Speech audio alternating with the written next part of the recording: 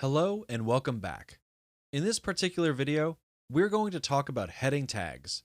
As you know, whenever you create a blog post, a landing page, or a website, the headings at the very top tend to be very big. That's what we are going to talk about, that particular tag. Now, that particular tag, people refer to it as H1 tags, H2 tags, H3 tags, and more. Let me explain what it's defined by. If we do H1 tag, remember, there are two brackets that are surrounding the word H1. It can be lowercase h or it can be uppercase h. It really doesn't matter. If you're wondering if there's a difference, no, there is really no difference. You open the tag up and now you can put the word.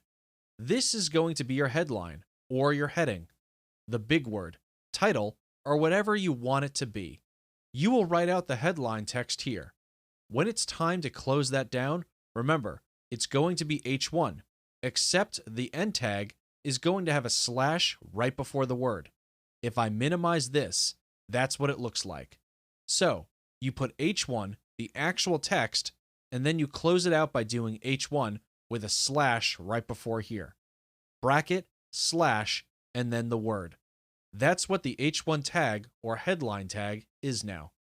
If you want to have a heading, but you don't want it to be as big as the first headline, or maybe you have like a sub-headline that you want it to be a little bit smaller, then you increase the number.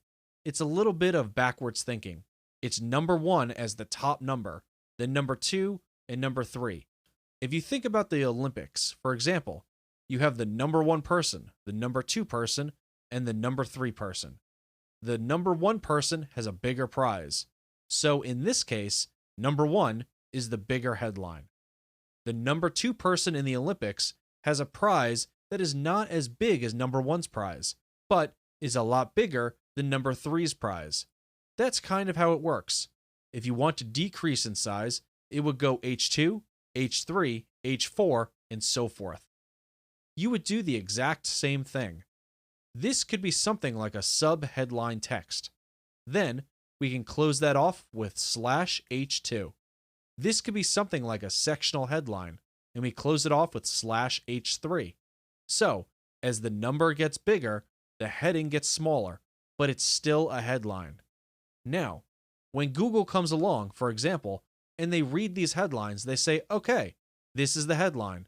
This might be not as important as this headline. We don't know exactly, but that's what we've seen. Now, you can go back over to your HTML editor and apply this knowledge that I've taught you. Go here, and we'll create a blank page. We're going to go down here, and I'm going to say headline text. I'm going to go under the body text drop down here. Click on that, and we're going to see heading 1, 2, 3, 4, 5, and 6. Obviously, the main big headline is going to be H1.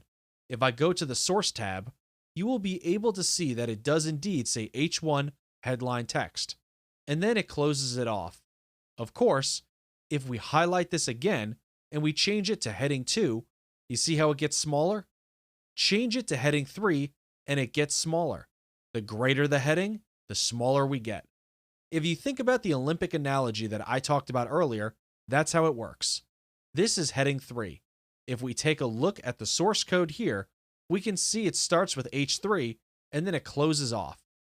I wanted to cover headlines simply because headlines are something that you're, generally speaking, going to use all the time, especially when it comes to landing pages, web pages, and even WordPress. Any type of content management system will use this type of code. It's universal. Hopefully, that makes sense, and we'll move on to the next video.